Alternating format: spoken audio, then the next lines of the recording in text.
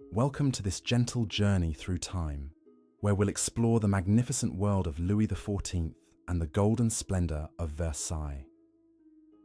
Tonight, as you settle into comfort, let me transport you to an age of absolute monarchy, where one man's vision transformed a humble hunting lodge into the most spectacular palace Europe had ever seen. Whether you're drifting towards sleep or simply seeking a peaceful escape, I'm honored you've chosen to spend these quiet moments with me. The year is 1643, and France awakens to a new reality. A 5-year-old boy has just become the most powerful monarch in Europe, though he doesn't yet understand the weight of the crown that now rests upon his small head. Louis Dieudonné, meaning God-given, would grow to embody the very essence of royal authority in ways that would reshape not just France, but the entire concept of kingship itself. Picture the boy king in the early morning hours at the Château de Saint-Germain-en-Laye, where sunlight streams through tall windows onto polished marble floors.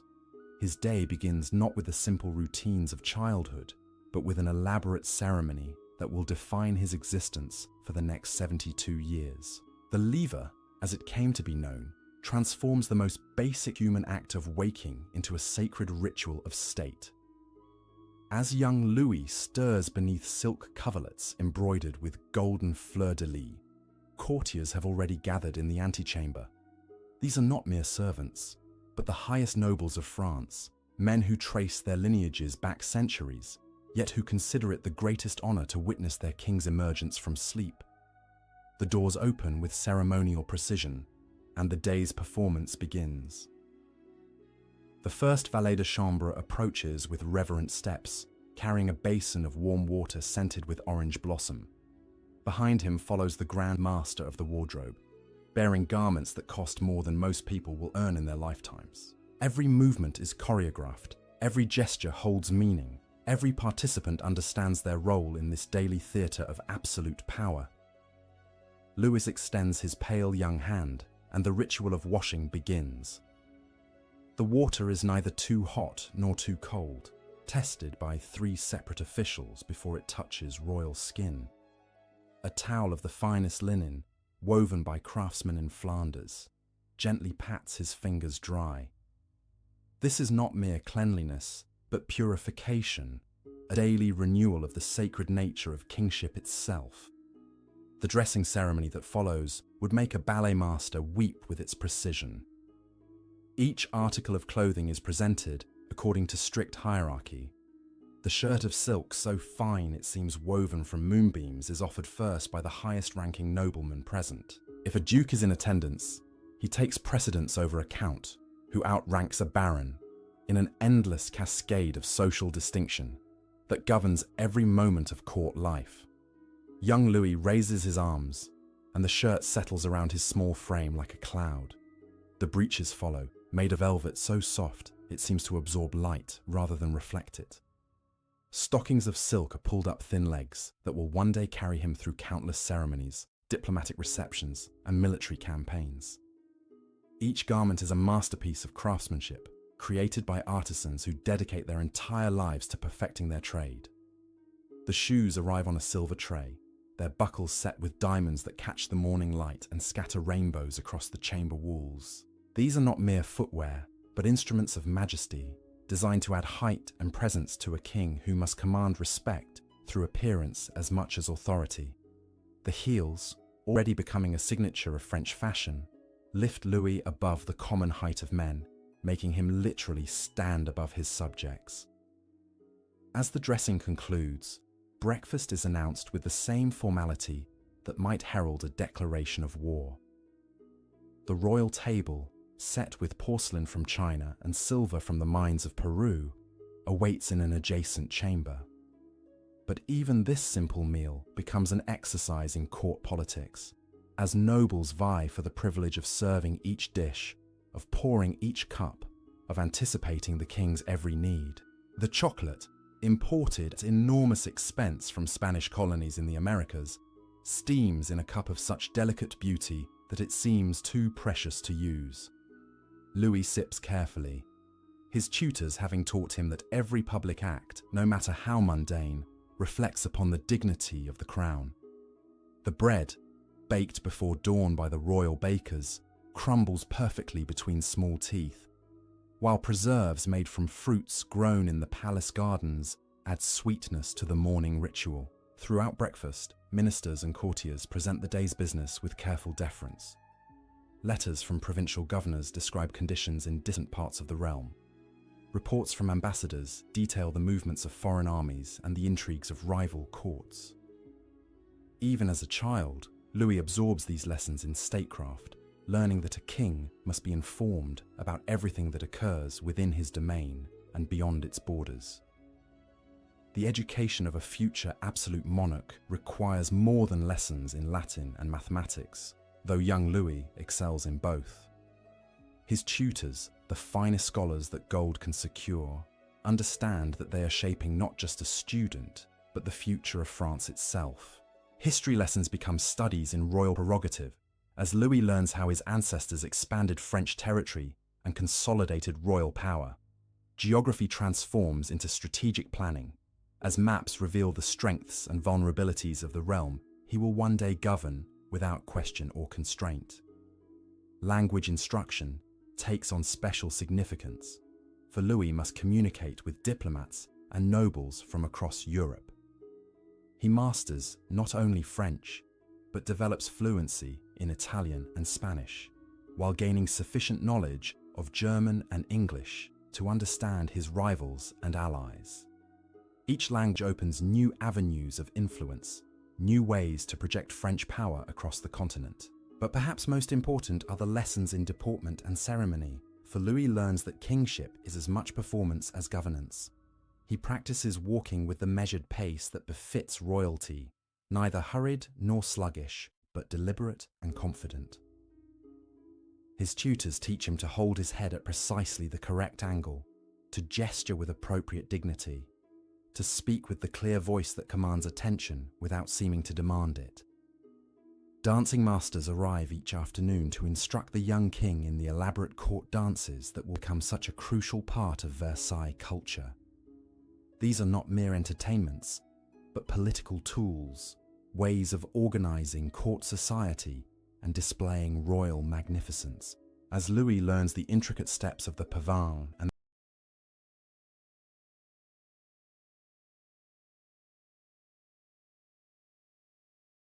the stately measures of the saraband, he absorbs deeper lessons about rhythm, timing, and the careful orchestration of human behavior.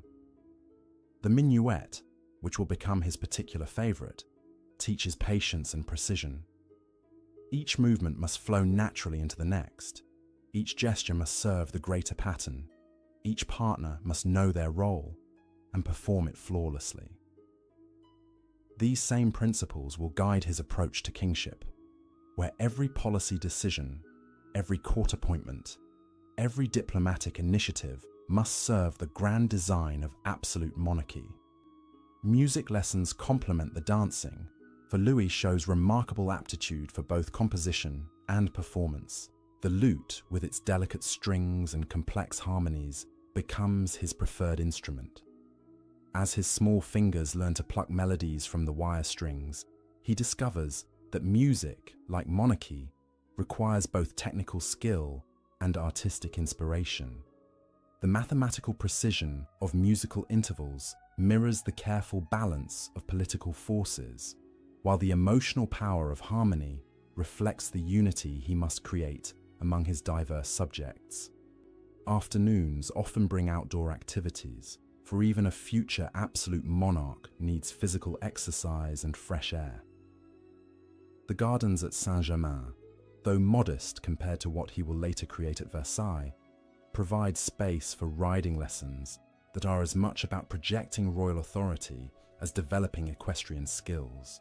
Louis learns to sit his horse with the relaxed confidence that marks true nobility, to control a spirited mount through subtle pressure rather than obvious force. Hunting expeditions, that great passion of French royalty, begin as carefully supervised excursions into the nearby forests. These outings serve multiple purposes beyond recreation. They teach Louis about the natural world he will one day govern, about the forests that provide timber for his navy and fuel for his people. They develop his physical courage and his ability to make quick decisions under pressure, skills essential for both military leadership and political crisis management. The elaborate etiquette surrounding even these hunting parties provides constant lessons in hierarchy and precedence. Who rides closest to the king, who may speak without being addressed, who has the honor of presenting the day's kill. All these details matter enormously in a world where social position determines political influence. Louis absorbs these lessons naturally, understanding instinctively that ceremony and substance are inseparably linked in the art of absolute rule. Evening brings different rituals, no less important than those of morning. The couchi, the ceremonial putting to bed, mirrors the morning lever in its elaborate formality. Courtiers gather once again to witness the king's preparation for sleep, to participate in the sacred transition from public majesty to private rest. The same garments that were donned with such ceremony are removed with equal care, each article handled as if it were a religious relic. The nightgown, of silk so fine it weighs almost nothing, is presented by hands that tremble slightly with the honor of serving royalty. The nightcap, embroidered with gold thread, settles over hair that has been carefully brushed and perfumed. As young Louis settles beneath coverlets that cost more than most nobles spend in a year, courtiers withdraw with bows so deep they seem almost to genuflect. The chamber falls silent, except for the gentle crackling of the fire and the distant sounds of a palace that never truly sleeps. Guards stand watch outside his door, their presence a reminder that even in rest, a king remains the focus of his realm's attention and concern. But sleep does not come immediately to the boy who will become the Sun King. In the quiet darkness, Louis's mind processes the day's lessons, the endless stream of information, instruction, and ceremony that fills every waking hour. He is learning not just how to be a king, but how to be the king, the absolute center around which all of French society will revolve. These early years at Saint-Germain are merely preparation for what lies ahead. The hunting lodge at Versailles, currently little more than a modest retreat in the countryside, calls to his imagination. Already, the young king dreams of transforming it into something unprecedented. A palace that will embody the absolute monarchy he is destined to perfect. Destined to perfect. Dreams of grandeur fill the young monarch's sleeping hours, visions of marble halls and gilded ceilings dancing behind closed eyelids. But reality intrudes with the harsh lessons of political awakening, for France in the 1640s teeters on the edge of civil war. The Fronde, that great uprising of nobles and parliamentarians, will teach Louis his most crucial lesson about the nature of absolute power. The morning of August 26th, 1648, brings news that shatters the carefully ordered world of royal routine. Cardinal Mazarin, Louis's chief minister, and the man who guides the young king's political education, enters the royal chamber with unprecedented urgency. His usually composed features betray anxiety as he approaches the breakfast table, where 10-year-old Louis sits surrounded by the familiar rituals of morning ceremony. The Parliament of Paris has declared itself in permanent session, directly challenging royal authority. Nobles throughout the realm are forming alliances, preparing to resist the crown's taxation policies and administrative reforms. Most shocking of all, barricades have appeared in the streets of Paris itself, manned by citizens who dare to defy their divinely appointed king. Louis continues eating his breakfast with studied calm, but his dark eyes absorb every detail of Mazarin's report. The cardinal speaks in measured tones, explaining how the high nobles seek to limit royal power, how they dream of reducing the monarchy to a mere figurehead while they govern France through councils and assemblies. Such ideas strike at the very heart of everything Louis has been taught about kingship. The decision comes swiftly and dramatically. Before noon, the royal household receives orders to prepare for immediate departure from Paris. Coaches are loaded hastily with essential belongings while courtiers whisper nervously about the unprecedented nature of their flight. The King of France, absolute monarch by divine right, is abandoning his capital to rebellious subjects. The journey to Saint-Germain unfolds in tense silence, broken only by the rhythmic clatter of horses' hooves on cobblestone roads. Louis sits rigid in the royal coach, his small hands gripping the velvet cushions as familiar landmarks disappear behind them. This is his first taste of political defeat, his introduction to the harsh reality that even absolute power must sometimes yield to overwhelming opposition. At Saint-Germain, the court settles into an uneasy exile that will last for months. The palace, normally bustling with hundreds of courtiers and servants, feels hollow and diminished. Many nobles have remained in Paris, their loyalty uncertain, their allegiance perhaps shifting toward the parliamentary forces that now control the capital. Louis's education takes on new urgency during these months of exile. His tutors emphasize military strategy and statecraft with fresh intensity, understanding that their young pupil faces challenges no French king has confronted for generations. Maps of France spread across classroom tables become battle plans as Louis learns to identify strategic positions, supply routes, and defensive strongholds. The lessons in royal ceremony continue, but now they carry deeper meaning. When Louis practices the elaborate protocols of court presentation, he understands that these rituals serve to reinforce royal authority in the minds of subjects who might otherwise question their king's power. Every bow, every carefully choreographed movement, every word of formal address helps maintain the mystique of absolute monarchy. Military advisors join the royal household during this period, teaching Louis the fundamentals of warfare that previous kings learned through actual battlefield experience. He studies the great campaigns of his predecessors, analysing how Henry IV used cavalry charges to break enemy lines, how Louis XIII employed artillery to reduce rebel strongholds. These are not abstract historical lessons, but practical instruction in the arts of war. The young king shows particular aptitude for understanding siege warfare, the methodical science of reducing fortified positions through patient investment and steady pressure. His tutors explain how cannons can breach the strongest walls, how engineers can undermine seemingly impregnable fortifications, how supply lines determine the outcome of extended campaigns. Louis absorbs these lessons with the intensity of someone who knows he may soon need to apply them. Winter brings reports of fighting throughout France as the civil war intensifies. Royal armies clash with parliamentary forces, while foreign powers watch eagerly for opportunities to exploit French weakness.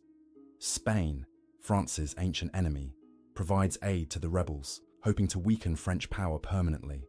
The young king learns that his domestic enemies serve foreign interests, that rebellion against royal authority ultimately benefits France's enemies. The cold months also bring personal hardship to the royal household. Supplies run low as parliamentary forces control key roads and waterways. The elaborate meals that once marked royal dining give way to simpler fare, though the ceremonies surrounding them remain unchanged. Louis continues to dine in public, maintaining the fiction of royal magnificence even as reality grows increasingly austere. Letters arrive regularly from loyal provinces, describing the progress of royal armies and the wavering allegiances of local nobles. Louis reads these dispatches with growing sophistication, learning to distinguish between genuine intelligence and propaganda designed to encourage or deceive. He begins to understand that information itself is a weapon, that controlling the flow of news can be as important as winning battles. The spring of 1649 brings tentative negotiations between Crown and Parliament, delicate discussions that might end the civil war through compromise rather than conquest. Louis participates in these talks as an observer, watching skilled diplomats probe for weaknesses while concealing their own positions. He learns that successful negotiation requires the same patience and strategic thinking that characterizes effective military campaigns. But compromise proves elusive, as both sides demand concessions the other cannot accept. The parliamentarians insist on limitations to royal power that would fundamentally alter the nature of French monarchy. Louis, guided by Mazarin's counsel, refuses to accept restrictions that would reduce him to a ceremonial figurehead. The talks collapse amid mutual recriminations and renewed preparations for war. The military campaigns that follow provide Louis with his first direct exposure to armed conflict, though he remains safely behind the lines while professional soldiers do the actual fighting. He visits army camps where he observes the daily routines of military life, the constant drill and preparation that transforms individual soldiers into effective fighting units. The smell of gunpowder and the sound of cannon fire become familiar elements of his education as royal forces systematically reduce rebel strongholds. Louis watches engineers position artillery pieces, observing how mathematical calculations determine the trajectory and impact of cannonballs. He learns that warfare has become a science requiring technical knowledge as much as personal courage. Victory comes gradually through patient siege work and careful diplomacy that peels away parliamentary allies one by one. The rebellion collapses not through dramatic battlefield triumph, but through the steady erosion of rebel resources and morale. Louis observes how persistence and systematic pressure can overcome seemingly insurmountable opposition. The return to Paris in October 1652 marks a transformation in the young king's understanding of his role and responsibilities. The boy who fled the capital 4 years earlier returns as a hardened political realist who has learned that absolute power requires constant vigilance and occasional ruthlessness. The elaborate ceremonies welcoming him back cannot disguise the fundamental change in his character. The experience of civil war and exile has taught Louis lessons no classroom instruction could provide. He has seen how quickly subjects can turn against their king when they believe royal power has grown excessive. He has learned that ceremony and tradition, while important, cannot substitute for effective government and military strength. Most crucially, he has discovered that absolute monarchy requires not just the appearance of power, but its reality. These lessons will shape every decision Louis makes during his long reign, influencing his approach to court ceremony, government administration, and the grand architectural project that will consume his mature years. The hunting lodge at Versailles, still modest and unremarkable, awaits the vision of a king who has learned that magnificence must serve political purpose, that beauty must reinforce authority, that absolute monarchy requires a stage worthy of its performance. The decade following the Fronde transforms Louis from a traumatized exile into a confident young monarch who understands that true power flows from careful preparation and unwavering resolve. By 1661, when Cardinal Mazarin dies and Louis announces he will govern France without a chief minister, the 23-year-old king has already begun to envision the grand transformation that will define his reign. The decision to rule personally shocks the court, for no French king in living memory has attempted to manage the complex machinery of government without relying on a powerful minister. But Louis has observed how Mazarin's prominence allowed nobles to focus their resentment on the cardinal rather than the crown itself. By removing this intermediary, Louis ensures that all authority flows directly from him, making resistance to royal policy tantamount to treason against the king's person. The morning after Mazarin's funeral, Louis summons his council ministers to an unprecedented meeting. The Great Hall at the Louvre, where these sessions typically unfold with ceremonial predictability, buzzes with nervous anticipation. Courtiers who have grown accustomed to addressing the cardinal now face the unsettling prospect of dealing directly with their young sovereign. Louis enters with measured steps, his bearing transformed by the weight of absolute authority he now claims without reservation. The elaborate court dress he wears serves notice that this meeting will establish new protocols for royal governance. His coat, embroidered with gold thread in patterns that catch and reflect the morning light, speaks of magnificence that cannot be challenged or ignored.